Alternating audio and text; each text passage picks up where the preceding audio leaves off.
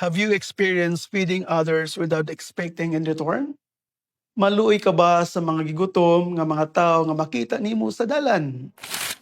Mayong adlaw, mga higala, ako si Father Bong Caberte, member sa mga missionaries of the Sacred Heart, dinhi sa parokya sa Our Lady of the Sacred Heart, Marigondon.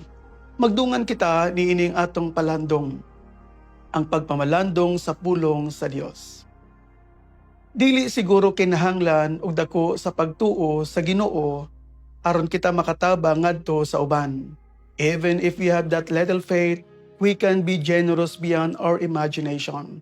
Kinahanglan lang siguro mao ang atong koneksyon sa Ginoo ug ang atong pagsunod sa iyang kabubuton. Maayo pod siguro atong bansayon kadtong gibilin sa Ginoo sa iyang mga tinun-an, ang kaluoy ug gugma nga mao karon ang atong sukaranan sa pagtuo. Makatabang manggayud kita kung mangayo ta og giya sa gahom sa atong Ginoong Hesus. Magampo ta nga unta giyahan ta sa Ginoo nga makapikas-pikas kita og pan ug makaambit og isda sa atong isig katawo. Ang atong ebanghelyo naghatag kanato og sumbanan sa una kaluoy, ikaduha gugma ug ang ikatulo pagkamanggihatagon. If no one will help the hungry and the poor, then we can do otherwise. We are generous by nature. God created us in His own image and likeness.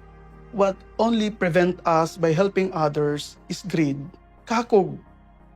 Busa dili unta kita magpakabuta ug bungol sa panginahanglan sa atong mga igsuon.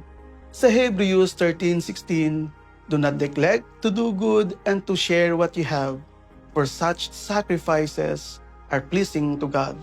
Remember, when we share, miracles happen. From the 5 loaves and the 2 fish, all people are fed. No one gets home hungry. And more to that, they collected 12 baskets of leftover. When we share, God's return will be siksik, liglig at naguumapaw ang grasya sa Dios. Karong adlaw ato usab yang iyon si San Juan Baptist Marie Vianney, ang patron sa mga kaparian, nga giyahan kami mga pari sa pagkabalaan ug kaayo. Amen.